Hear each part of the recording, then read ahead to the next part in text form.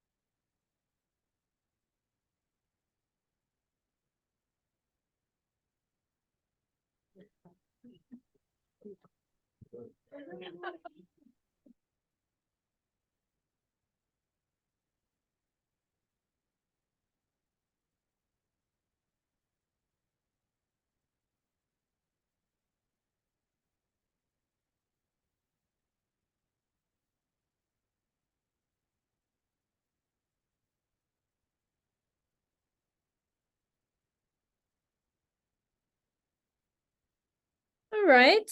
I think we'll go ahead and get going. I'm excited to have William Bork with us today for this research seminar. William's a researcher at Michigan State University in the Ed Psych and Ed Tech program. I first got to know him through a project called Seismic, which I know some of you are familiar with. And yeah, I'm really excited to hear, to have William with us, to have him talk about this research titled Investigating Immigrant Student Academic Outcomes on PISA when Linking Additional Public Data.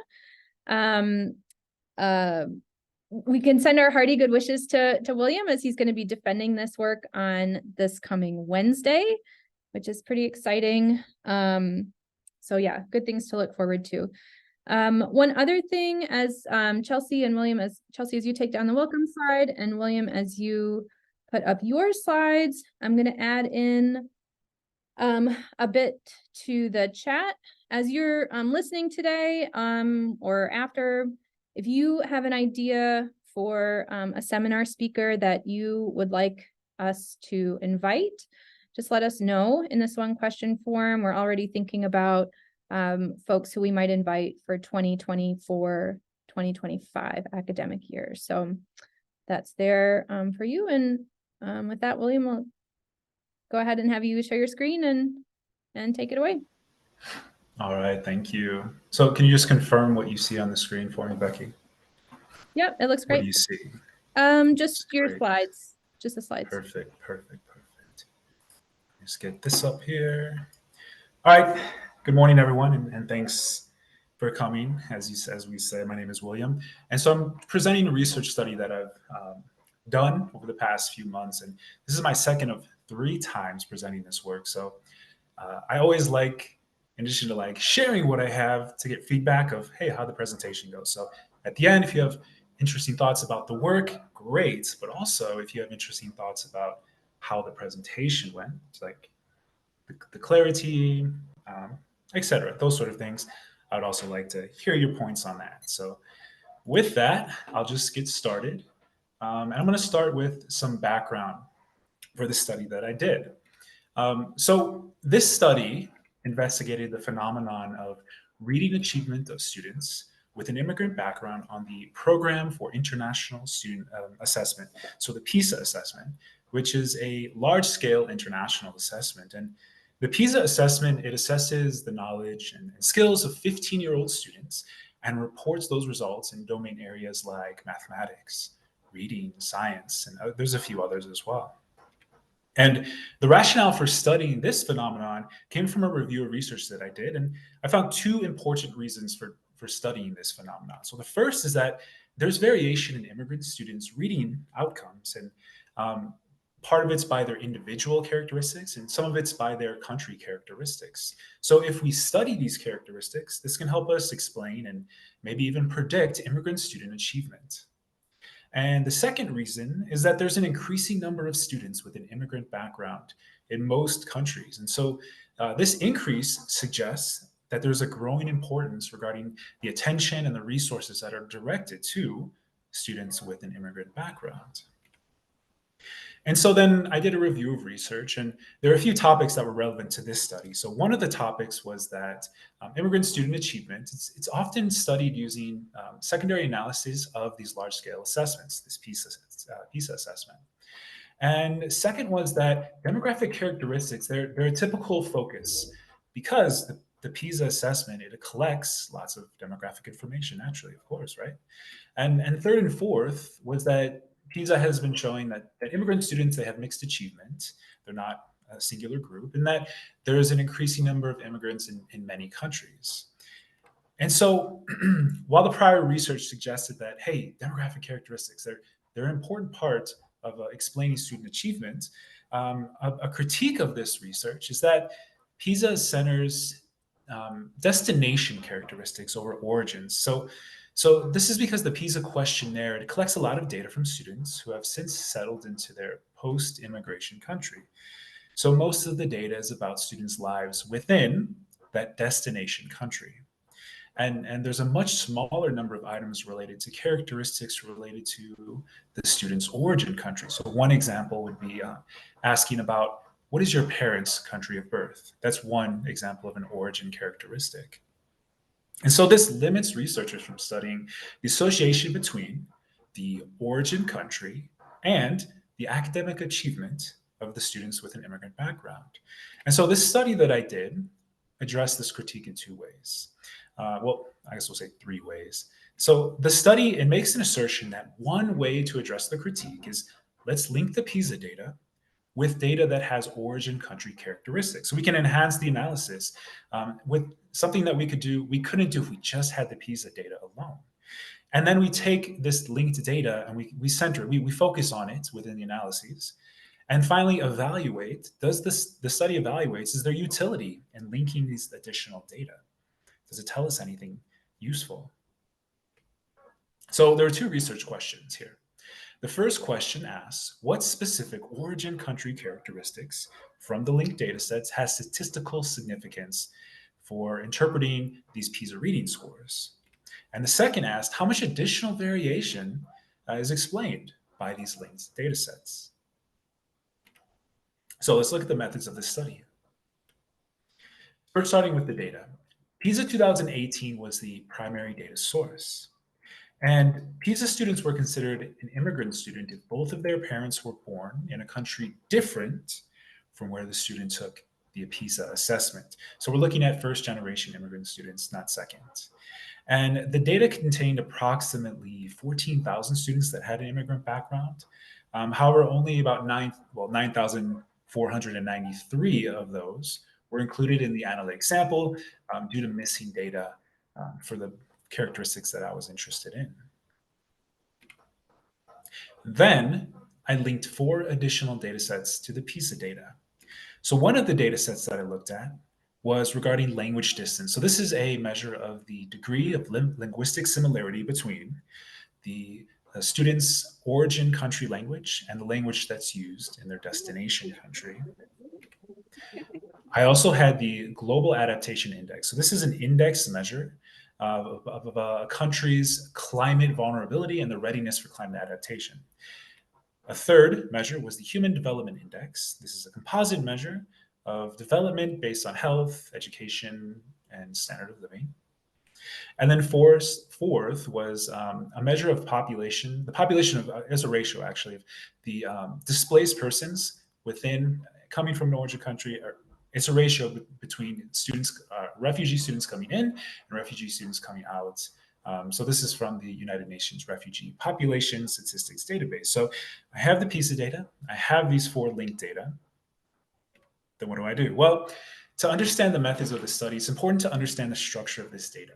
So with hierarchical data, such as PISA, we have student data can vary depending on how they're grouped in a systematic way. For example, if the students, all our particular students attend a particular school or they reside in a particular country. And so it's important to pay attention to how these groupings may affect the statistical modeling. So let's look at the data structure. There are three levels. Level one, this is the student level. Level two is the school level. And level three is the country level. And now part of this data is strictly nested while another part is cross-nested. So the strictly nested part is students nested within schools, nested within destination countries. But then we also have this cross-nested part, which is the same group of students who are nested within origin countries. And so this asymmetric cross-classified data structure presented a challenge. How do I model this statistically? So one of the issues was that the available software for modeling with this structure, there's a lot of limitations. So what I wanted, as you saw earlier, was to cross-classify a level one, but within two different country level groups. So I wanted, the destination country, and I also wanted the origin country of each student. And so I tried using some R packages, but some of the constraints with those are that it required some fully nested data. So that middle, the second structure you see here. So the student had to be within the school, had to be within the destination country. But the problem is my data has students cross-nested within two countries. So that's not going to work. So then I tried using the SSI HLM software. That's, what is it? This scientific something international. Anyway, it's a very popular modeling software for hierarchical linear models, and it does support cross-classifying, but it required me to cross-classify my level two within two level threes. And the problem here is that my schools in this data, they aren't really nested within origin country. So the schools, yeah, they reside in the destination country, but they have no connection to the origin country. So that wasn't going to work. And so I started thinking, okay, I have this modeling challenge. Do I really need all of these levels? Do I need the student level, the school level, the destination country level, the origin country level? So I decided to investigate that. So I ran several unconditioned models to investigate the variance decomposition at each level. So this was a way to determine what's the importance of each level. Well, the results show that there is a meaningful variance that was attributed to each level of the data. And so this suggested to me that, yeah, all the levels are important to some degree, and I should include them or address them somehow when I model with them. So I determined the importance of the levels. I still have that asymmetric cross-nested data structure. What do I do? Well, I decided to use this two-step approach. I'm going to explain these two steps of what I did with the modeling. So the first stage here of this two-stage approach was to identify some destination countries that may be having an outsized impact on student achievement. So this was done by first specifying a sequence of three-level hierarchical models. So this is just students nested within schools, nested within destination countries. And then for each model, the model was run, and then the country level residuals were examined to identify which destination countries differed from the group. And so I had like an outlier threshold looking at the largest positive and negative residual values, just starting at an arbitrary number of 100, since that was closest to the top and the bottom. And so then these countries that I found that met that threshold, I added them as fixed effects dummy variables into a subsequent stage one model. So then this was repeated until the destination country level variance was at 5% or less of the overall variance. So the destination country variance reduced each time I did this process from starting at 22%, then a second model down to 10, and finally down to 4. So I met that goal of trying to kind of minimize the effect of destination country.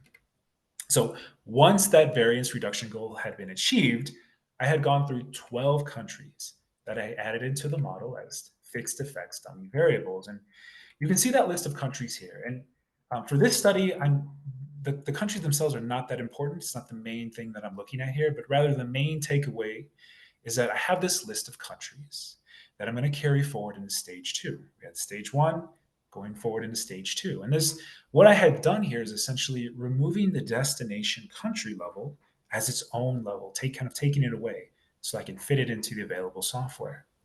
So let's look at stage two. So the second stage of the two-stage approach to modeling was to specify a two-level cross-classify multi-level model. So we had students that are cross-nested within two different levels two different groups at level two, students within schools and students within origin countries. Now note, as we just saw, the destination country level is not a level itself anymore, but rather it's fixed effects variables at the school level. So we essentially remove the destination country level, and because we're controlling for it with those 12 outliers that we found in stage one. So now that I have this structure, I was able to run 9 total cross-nested models for stage two, testing the variables of interest. So let's look a bit about that here. In stage two, I started with a series of models building towards a baseline model. And from that baseline, I added my predictors of interest in the study. So I started with model 0, the null model, no variable, no predictors, nothing. And from there, with model 1, I added the 12 fixed effects countries that we saw in stage 1. And then in model 2, and on top of that, I added some controlled variables like the student's sex, the socioeconomic status, the school's socioeconomic status. And then I had this level 2. So level 2 is this baseline model from which I would test the variables of interest against one at a time. So I started testing the primary variables of this study. So we had one of these variables was the student level language distance measure. So these are coming from those linked data sets that I showed you earlier. While the rest were from country level variables, the HDI, Global Adaptation Index, refugee ratio. So I tested all these one at a time in its own model. However, only the language distance model number 3, had a statistically significant coefficient. The rest were not. Then I did a secondary test of variables. So in this version, I tested those country level variables, again, one at a time, but these were more specific versions of that country level variable because they were particular to each student's year of immigration. So for example, we had the HDI measure. So here, HDI was a measure of this was a measure of each student's HDI value around their unique time of immigration. And that differed from the initial HDI variable because the initial one, every student from that country had a shared value. This one, the students had a value for their own year of immigration. But in the end, none of these had a statistically significant coefficient either. So I ran those 9 models, and this modeling procedure identified just one covariate of interest that was statistically significant. And this covariate was the language distance covariate from model 3. So I have these results from this model. What do they mean? Let's take a look here. So if you remember research question 1, asking about the specific origin characteristics from the linked data sets, well, we found that only one covariate was statistically significant. That was the language distance measure, and the rest were not. And regarding that second research question, how much additional variation is explained? Well, model 3 compared to the null model explained an additional 30.2% of the variance, but what I was more interested in is compared to that baseline model. So it had the controls in it. And we saw it only explained an additional 1.2% of the variance compared to the baseline model. So this is a small number, but even though the proportion of additional variance was small, 1.2%, the applications of this language distance model, there was some practical significance because it's giving us this additional context that the language distance model provides about the student's language use and how it's associated with their PISA reading scores. And so I'm going to highlight some examples of what that looks like with particular countries and particular language pairs. But first, just a few descriptive results. So 1 descriptive result was that the students emigrated from a larger set of origin countries to a smaller set of countries. And so this figure here, you see that there were 43 countries that only sent immigrant students out. So they were the um, origin only. We had 32 that sent and received. They did both, and a smaller group, 10, that were only receiving immigrant students. So asymmetric patterns here of how students are immigrating. And then a second descriptive result was the frequency of some same language pairs amongst immigrant students. So there are many cases of immigrant students who use the same language at home as they do in the school, same language at home as they do in school. So this suggests that perhaps language familiarity may be driving some immigration choices. It could also suggest that immigrant families change their home language to match their schooling language. But I think one is more likely than two. And the reason for that is that there's some supporting research that suggests that adults in the home, they're unlikely to change their home language to match their school language. So you're not seeing these in the homes of most immigrant students. And another reason is that the median age of immigration for the students in this sample was 7 years old. So they're likely past the age when the home language norms would have been solidified. And so for that reason, I think that number one is more likely than number two. So here I want to focus on the primary inferential results of the analysis. So there was a negative association between the language distance and students' PISA reading scores. So this meant a 1 unit increase in the language distance was associated with a negative 0.31 change in reading scores when we hold all the variables constant. And the language distance measure, I think it's important to understand the scale of how it ranges. So it starts at 0 and it goes up to 104. And the larger the language distance, so the bigger the number, that means the more dissimilar two languages are. So I'm going to give a couple examples for context.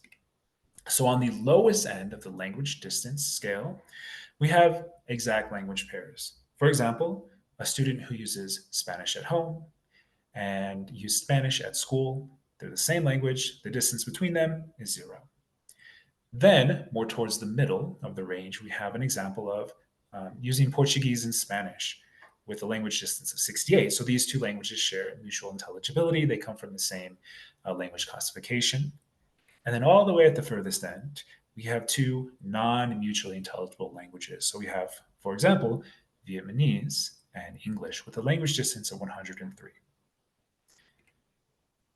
So I mentioned prior that the language distance model has some significance because it provides this additional context about students' language use and its association with the PISA reading score.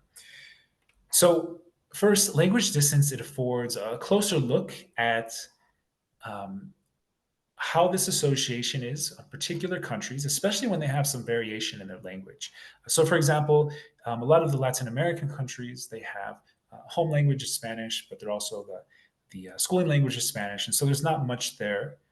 However, there's some countries that I'm going to highlight that have good examples of how we can use language distance to interpret how language impacts the reading score. I'll look at Switzerland, Finland, Qatar, and Israel.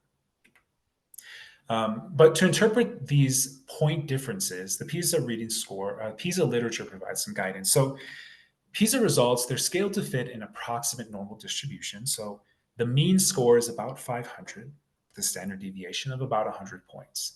And so this means that if there's a 1-point difference in PISA scores, it corresponds with a 0.01 effect size.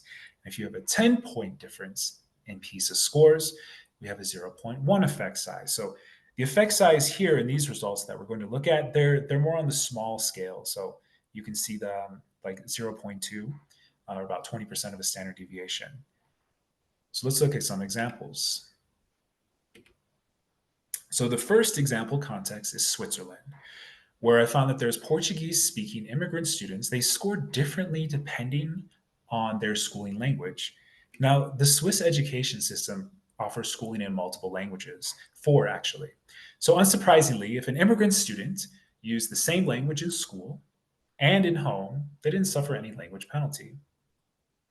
But amongst the Portuguese speaking immigrants, they didn't have a Portuguese speaking option. There was German, Italian, French, and then a local language, or it's a regional language. And so amongst the students who used Portuguese at home but went to school in a different language, I found that using French at school was associated with a PISA reading score of about 24.5 points lower than immigrant students who use the same language in both places. So compared to the reference group, using French at school was 24.5 points lower. And then amongst these Portuguese immigrant students who used Italian at school, they were at 20.41 points lower than a reference group. And amongst the same group of Portuguese students who went to a German language school, they had a even lower score differential of 28.99. So it's useful here. It's useful to compare the groups, of course, against the reference group. But where language distance is most useful is when we look between each group. So between the Portuguese immigrant students and these three different schooling groups. So, for example, the difference between attending an Italian school and a German speaking school was 8.58 points. And this tells us that the Portuguese speaking immigrant students, when they attend an Italian school over a German school, they were associated with effect size of about 0.09. And so while this effect size difference, seems kind of small at first glance, um, within the context of other educational studies, it seems more impactful because there's a lot of prior research suggests that the typical effect size for things that we do in education in the classrooms range from zero point 0.1 to 0.2. And so when we take language distance at a zero point 0.9, it seems more, it's just as impactful as almost any other educational action that is taken within a school. And so these results here, they call attention to the effect that a student's language, schooling language choice can have on these on the immigrant students. So let's look at a second example. And this is Finland, where Estonian and Russian speaking students scored differently within Finnish schools. So students who use Estonian at home were associated with a PISA reading score of minus 14.7 points lower compared to the reference group, so students who are using the same language in both places. And then Russian students were lagging further behind there. And so the difference between using Estonian at home versus Russian at home was 16.29 points. And so this tells us that students who are speaking Russian at home was associated with an effect size of about 0.15. And so these results here show that how there's a language-based disparity between Finland's top immigrant language groups. So it suggests to us which group might require more language support. In this case, the Russian speaking students. A third example comes from Qatar. So in Qatar, English is used as a medium of instruction along with Arabic. And we found that there's many students who immigrate and choose to attend school in a different language.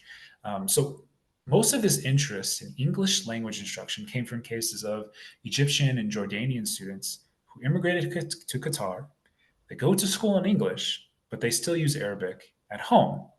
And so this mismatch in language here, this interest in English language schooling was associated with some language-based challenges. So students using English at home were associated with a PISA reading score of 30.31 points lower than those who used than the reference group. And so the difference here between using Arabic at home and English at schooling had an effect size of about 0.3.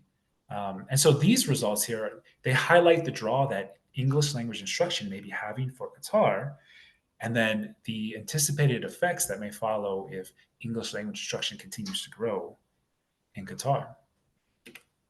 And then the final context here was Israel. And so students using English at home were associated with a PISA reading score of 30.03 points lower than immigrant students who use the same language at both home and school. And then students using an Ethiopian language were associated with a smaller deficit of only 22.70 points lower. And so the difference between using English at home and an Ethiopic language at home was 7.33 points. And this tells us that speaking an Ethiopian language was associated with an effect size of 0.07 compared to English.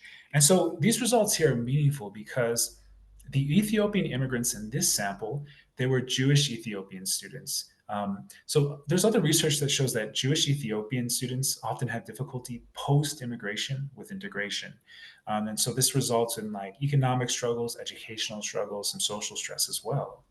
But when we're just looking at the language results, language distance results, they suggest that the Ethiopian Jewish students, they may have some sort of linguistic advantage over other groups. So this highlights which groups could benefit more from social supports and need less language supports, in particular this group, the Ethiopian students.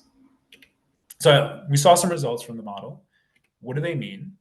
Well, the principal finding here was the statistical significance of this language distance measure. And the meaning of that was that linking the PISA data with that language distance data, it did indeed provide some additional context for interpreting how home and school language is associated with the students' PISA reading scores. And this finding here, it's significant because it affords us a deeper analysis into the association between these language characteristics, which are imparted partially by one's origin country, but also one's destination country, and how those language characteristics are associated with the academic outcomes.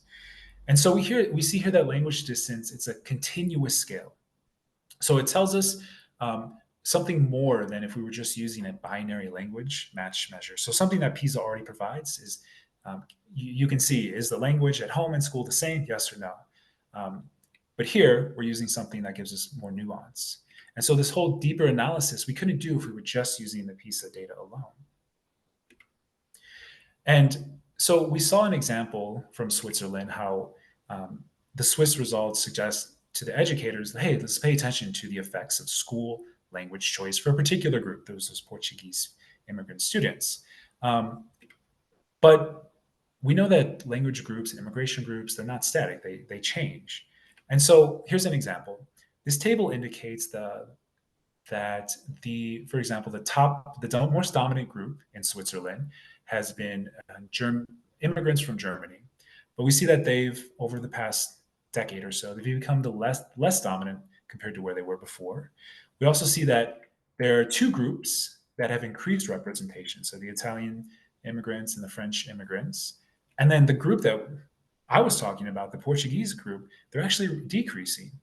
And we even see that there's a new emerging immigrant group coming from Romania in recent years. So together, this highlights that as language shifts over time and the groups change, the utility of language distance remains because it still allows us to look at the variation between the groups and have something to say about how language is associated with PISA reading scores.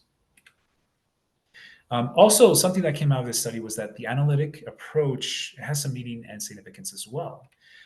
So I found that it was just one solution for a modeling challenge that I had based on the structure of the data that I had, and also helped me overcome some modeling software constraints. So that was a useful product of this study. And then if I connect these results back to those main topics that we saw in the review of literature, we saw that one topic was that demographic characteristics, they're associated with PISA outcomes. And so the findings of my study, they supported this prior research because I found that there's a significance of a measure that's based on a demographic characteristic. This particular characteristic was language. And then a second finding was that there's variation in the immigrant students' demographics and their PISA scores. And my findings also supported this prior research because we saw that the sample of immigrant students that I was working with, they were a diverse group. They had asymmetric immigration patterns. They had used a variety of different languages, and they scored differently on their PISA assessment. And then I had that major critique of the literature was that secondary PISA research, it often centers destination characteristics over anything related to the student's origin country. And so in my study, I addressed this critique by linking some of that origin data, testing it out, and finding that there was one measure that did indeed enrich the analysis. So what does it mean? What are the implications of the study? Well, one implication is that language distance, it seemed to be as impactful as any other typical education action for explaining the student's academic outcomes. And so this means it deserves a place among some other educational measures, especially in studies that focus on language or on immigrant background. A second implication is that multi-stage analytic method that I use in this study, it could be applied with other studies that have some asymmetric cross-classified data. And so this includes the results from my modeling work where I also saw like, hey, all these levels are important. We should do something. We should address them. That was also an implication of the study as well. And then another implication is that there, there may be some additional data sets worth exploring as far as linking to large scale assessments to enhance the analysis. Language distance proved useful, but what else is out there? And regarding educational practice, one implication is that when we're planning instruction or allocating resources, perhaps we should look more at the student's particular language pairings within our school instead of just look at, oh, you're from this country, you share the same country identity from there. Let's look deeper and let's look at the particular language pairings. And so I also interpreted some of the non-significant findings as well because it made me reconsider some assumptions. So prior to the analysis, I had this hypothesis that PISA doesn't have adequate coverage of important characteristics, specifically ones that are related to the origin country. And additionally, I had a hypothesis that if we just link some data over there, that's going to, of course, enhance the analysis. Well, the findings of the study suggested a more nuanced answer to this hypothesis. So on the one hand, the language distance results, they did support this hypothesis because the addition of language distance, it allows for more nuanced analysis, specifically for particular countries and particular language pairs. And this is something that the existing PISA data didn't provide alone by itself. But on the other hand, those other linked measures, they didn't enhance the analysis. Therefore, the results prompted me to reconsider two assumptions. So one reconsideration is whether PISA really already contains sufficient depth and breadth, and that the PISA data is overlapping with most of the linked data that I brought into the analysis. Those ones that proved not statistically significant. And then a second reconsideration was regarding the importance of the data levels. So specifically, I'm thinking that any linked origin country characteristics, I need to link them as close as possible to the individual level, so the student level. And if I try to link at higher levels, maybe they provide less explanatory value, or at least the ones I tested in my study. There may be others out there that do provide some value. So finishing up here, I want to just look at a couple limitations of the study. So one limitation is it's uncertain how countries have selected their immigrant sample in PISA. For example, maybe some countries are excluding students that have a refugee status, or maybe they exclude students who are too recently immigrated. It's unclear. We don't know, or I don't know. And then a second limitation is that PISA anonymizes individual and school level data. So this makes it harder to link data at those lower levels. And this is important because this study is suggesting that we should link at the lowest possible level. But it's hard to do when you can't link across schools or individual students. And then a third limitation of this study is that we can't make statements of causality because PISA data, or the PISA assessment itself, it's a cross-sectional design. So there's no control for prior achievement. And so we're limited to making interpretations between the associations between the variables. We can't say experimentally that this explanatory variable causes this particular outcome. So with that, in the presentation of my study, and thanks for listening, everyone.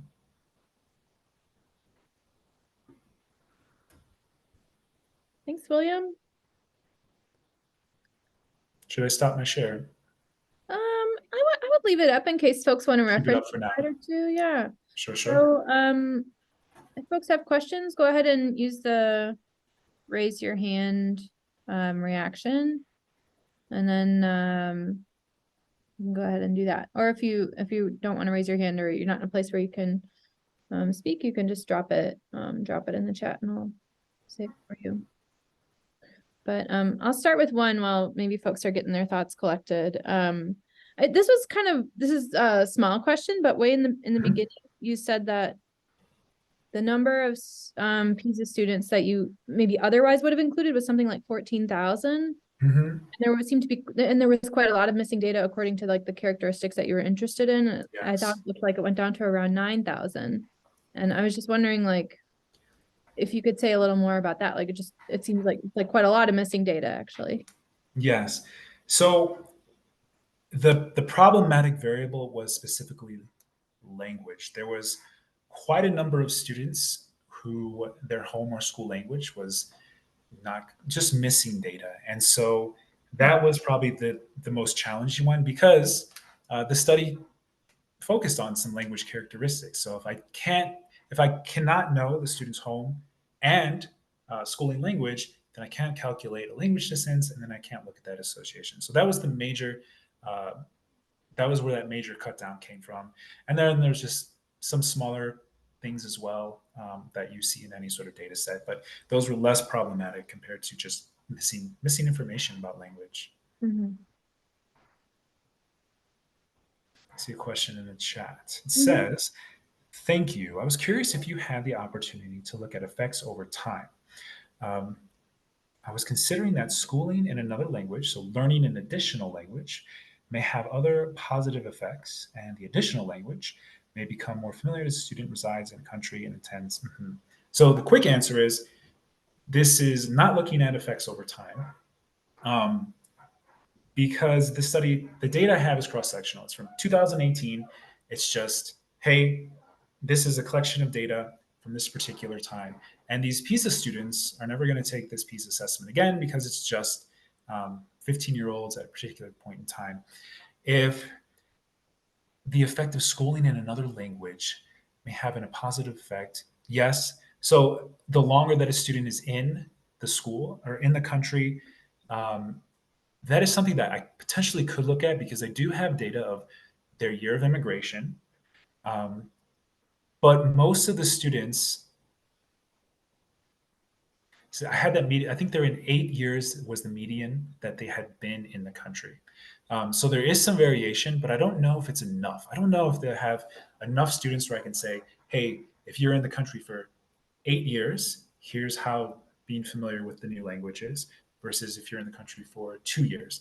I'd have to look at the number of data that are available and if that would be enough to do this sort of analysis. But that's a good question for, my initial thought is, yeah, the longer that you're here, the less your language distance matters because now you're just kind of shifted over to the new country. So my response to that is I didn't look at that. It's something that I could look at, but it's dependent on how much data I have. So thanks for that question. Andrew? Hi, yeah, thanks very much for that. That was really interesting, and particularly appreciated that detailed breakdown of the modeling steps and how you kind of got rid of the level by creating the dummy variables. That was really helpful. I was just wondering, so I'm kind of in the early stages of project at the moment, looking at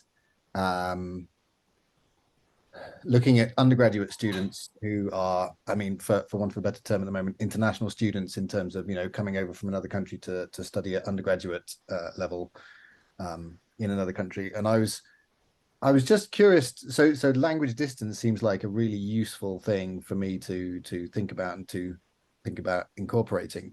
But I was just sort of interested in how that changes. Bear in mind, it's not so much a family language anymore, because for the most part, these individuals are going to be, I mean, first of all, it raises a really interesting question for me about what is the sort of living situation for undergraduate students. Are they living in dorms? Are they living in private residences?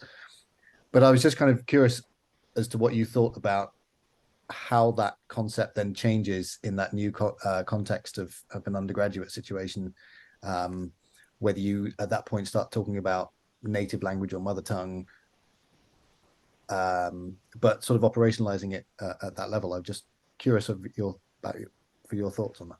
Yeah. So when I think about this, I'm thinking of like different classification of what sort of what sort of immigrant student that we have. So in this study, we have students that are age 15 Hmm. and they've been in the country, they've been brought by their family, and they've been there for a while. So I think this is one sort of group. Now your group is looking at attending university, and so they may be coming to a country for the first time as an older student who's never had to go to schooling in another language.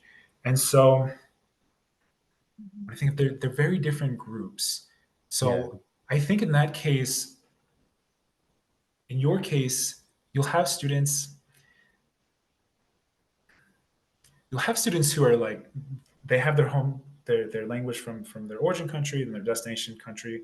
They're going to be sometimes they're very different and it's their first time, and so it's going to be very relevant, I think. Then you have other students who are going to be they've been watching shows and television in that other language for a long time. They're quite familiar, and so they've gotten exposure to that language, but in another country. And so I'm thinking out loud, how would I operationalize that? I don't have an answer off the cuff here. Um, but I think how would I do that? Thinking of these are very different groups. I somehow have to capture a way of students' language familiarity before they came. So if I'm an 18, 19-year-old student, can I get data about how much media do you consume in this language? And that might kind of close the gap of language. So these are my thoughts thinking out loud, but not strong answers for you. I like that idea of familiarity. That's a good. That's maybe a better way than proficiency, because obviously proficiency you often get like sort of English proficiency, but familiarity is an interesting way of thinking about it. Mhm. And But there yeah, may be some data that's collected, like when students have come over, they have to take some language assessment. yeah, And so if you were to get your hands on that data and then, I don't know, survey some group of students' familiarity with language, that might be something that you can work with there. yeah. And proficiency times language distance might be an interesting kind of Yeah, little thing there. Thank you very much. sure. I saw something in the chat here. Let's see this question. Okay, so the chat question says, early on you mentioned the study only focused on first generation immigrants. Have you thought of some implications or variables that would change if your data includes second or third generation students? I did. So the reason I focus on first generation is I'm trying to get the most it's simpler. And so when I'm looking at different groups of immigrant students, I'm expecting the effects to change between the groups. And so it was kind of a problem that would be too big for me to focus on at the moment. So I decided let's make it easy. The most immigrant students, so the ones that are least familiar with the country that they're going to. So that's the reason I made that decision. And so have you thought of the implications or variables that would change if your data includes second or third generation immigrants? So I would think with second or third, I can only get second with this data, that there's going to be probably more students that match the language. So, for example, if I'm a Turkish student and I immigrate to Germany, and one of my parents is from Germany, we're always speaking the destination language at home, and so when there's no variation between language, like there's nothing I can really say about language. So I saw that example in a lot of Latin American countries where they're speaking Espanol in both places, and so it's like there's not much to say because it's the same. So to conclude that thought is the when you're looking into second gen, third gen, I think it's harder to find variation um, between those groups, and so I kind of cut it off as first gen. I'm going to stay there, and I didn't delve so deeply into second and third, and so I don't have anything strong to say about that. But um, it would be more complexity looking at the additional groups, which then is kind of its own study as well. William, there's one more question in the chat. Mhm. And as you're looking at that, I'm going to ask you if you unshare your slides, Share. and Chelsea, you can go ahead and put up the bit for next time, but we'll let William also kind of talk through this last question here. And at the same time, I'm going to drop once more in the chat that little form for other speaker ideas. So if you want to do that after the presentation, please feel free. All right, so this question said, thank you for person. Thank you. Okay, this got me thinking about the comparison between children who are bilingual at home and the immigrants in your study. Yes, these are two different groups. It's something that's hard to capture. I don't know the degree of multilingualism that a particular student has. So that's something to think about. And also, how do we capture, is there data that we can link there? It's hard. It's hard because we don't know each individual student. That's kind of the purpose of these larger scale assessments is we look things in aggregate. We don't look at individuals. But that kind of prompts what could be a smaller scale study or a whole new data collection of looking between those two groups. And so this person also says, I also love the points you made between making, it's a typo. I love the points between making during this Q&A session. Again, I got to pop off, but thanks. I love the points you've been making. Oh, okay. The points I've made during the Q&A. He's just complimenting you. Got it. Giving you kudos. Thank you. Yeah. Okay. Oh, and a little typo. The next upcoming talk is Tuesday, December 12th. So take note of that if you are coming to see John Katzman. But thank you so much, William. Thanks for this your presentation. Thanks for your research. I thought the language distance measure is super interesting and definitely something Andrew and I think we'll be talking about in the future. So much appreciated. Thanks. And best of luck on your defense, of course. Thank you. And my final concluding point is, so I'm starting to look for full-time on the job market. So if you have anything that is looking at statistical modeling, looking at large-scale assessments, looking at language or immigration groups or anything in that general sense, my email is in the chat. So open to many things. Hope to hear from someone maybe. So thanks everyone for attending and listening and questions and all that. Yeah. Thanks so much, William. Have a good day, everyone.